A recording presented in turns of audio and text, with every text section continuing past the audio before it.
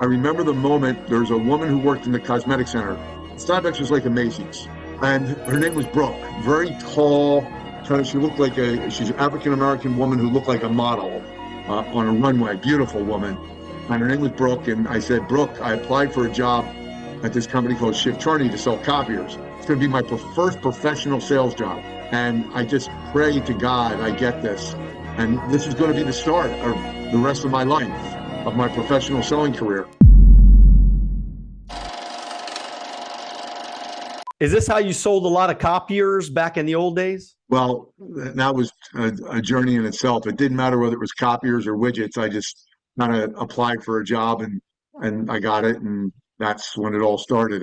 So tell me about that story. Like, how did it all start for you and going into sales and doing, creating, everything that you've been able to create over your life? I mean, where did it all start? Well, I was kind of a hustler. I was a hustler when I was young. So I think, when companies hire salespeople, I always tell them, I said, it doesn't really matter how much they know about your product, your service, your industry. Do they have fire in their belly? Are they hungry? And, you and I hear that all the time. And if you're hungry enough, if your why is big enough, which drives the hunger, you'll do whatever it takes to make it happen. And it's that do whatever it takes, that hunger, that why that drives. And a buddy, a person I coach, an executive that I coach, and I coach some of his team members. They say you can bring a horse to water, but you can't make him drink. But I think it's our job as coaches to make them hungry, make them thirsty. So if you can bring a horse to water, you can't make them drink. I agree. But if you trigger the right things inside their heart and their soul, you can maybe connect to something that could fire them up. It could be a life event, or maybe you can create an anticipated life event that will happen that's painful or pleasurable if you don't trigger that. So getting back to your question, as a teenager, I would watch and wax cars. I would shovel snow. I'm from Atlantic City, New Jersey. So I was always hustling, always grinding, making money. And to this day, I had a partner, Jesse Leppendorf, when I was 16 years old. We go door to door, knock on doors and say, how would you like your car to look like your neighbor's? And we're down the seashore, so you have oxidation. You want to protect your car, right? And here we are. We had a little red wagon, literally, we pull our supplies along, and we would make back, 50 years ago, we'd make $100 each a day.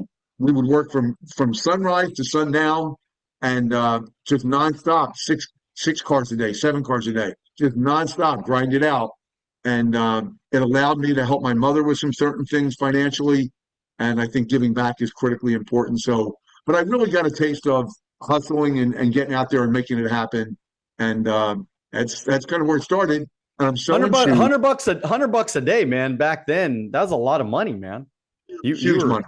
You were buying a lot of ice creams back then. Yeah, we were really cranking it. And my start I was selling shoes for a department store called Steinbeck's Department Store in Northfield. And someone would say, can I see shoes? And I wouldn't bring them out 2 pair. I'd bring out like 10 pair, 5 in each hand.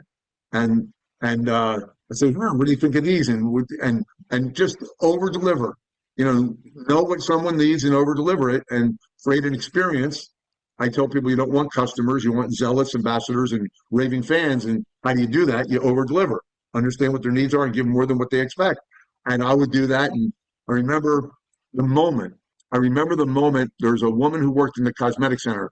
Starbucks was like a Macy's, and her name was Brooke. Very tall, she's an African American woman who looked like a model on a runway. Beautiful woman, and her name was Brooke. And I said, Brooke, I applied for a job at this company called Shift Charney to sell copiers. It's going to be my first professional sales job, and I just pray to God I get this, and this is going to be the start of the rest of my life, of my professional selling career.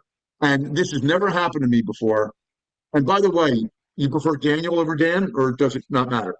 Yeah, Daniel's fine. So Daniel, I had a dream. I applied for this job, and the night before they were going to call me, this is never happened before or after. I had a dream that the person who interviewed me, Earl Nellius, this is going back, I was 21, I'm 67 now. I remember when he interviewed me, and he said, I'll call you tomorrow with our decision. The president was there, John Keenan. And I had a dream the night before that they called me and said, Mike, it was really close between you and one other candidate. And I have to tell you, Mike, we liked you a lot, but the other candidate had more sales experience. You were kind of met behind the ears. So we have to pass this time and we're going to go with him. And as soon as that dream was over, the phone rang and it was Earl Nellius. I'm thinking to myself, why is he calling me back? And he goes through the same explanation I had in my dream. Weirdest thing in the world. Like I said, never happened before or after. But the outcome was different. He said, we consider you, I'll never forget his words, over 40 years ago, he said, we consider you a diamond in the rough and you're hired. Very And cool. that Very cool. job started everything. And I got fired from that job because they thought I was doing something that I wasn't. But thank goodness, because that's when I started my own company. And that's a whole nother story. But I'll let you jump in. So now when you think about hustling and, you were definitely a different breed of human, I think. I mean, I think me and you probably cut from the same cloth. I mean, we just, for some reason, we wanted to make money. I mean, when I was, I don't know, 16, 17 years old, I remember sending like $300, which this was so much money to me at the time, but $300 to buy this kit. And it was like, so I could sell something. It was like a product. It was called Child Shield.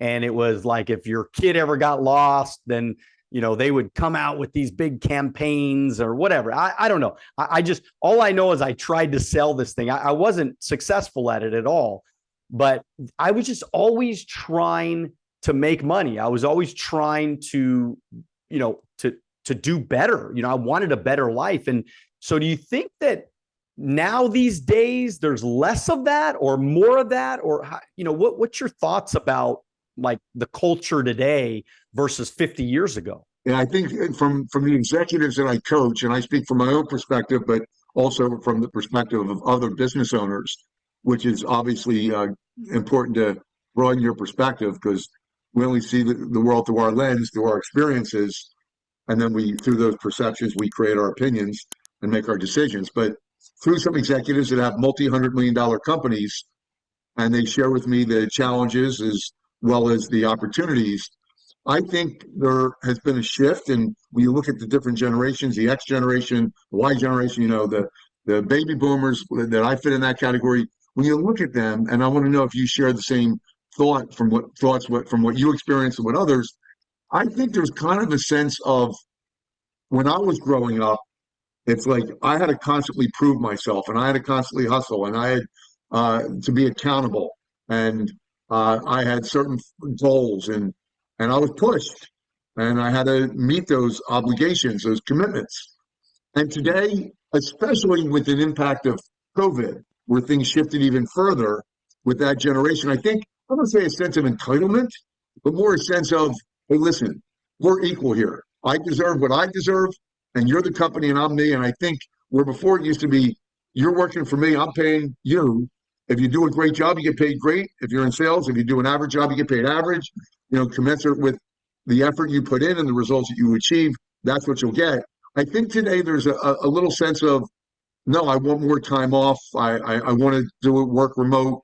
And I think I don't think that's really good for business. I really, maybe I'm old fashioned. That could be also, I grew up a certain way, and that's kind of what I adopt today. Was even when I coach my clients, I said, these are the standards from which you're working for my company. This is what our expectations are. This is the commitment that we expect. This is the work ethic. These are the results that we expect.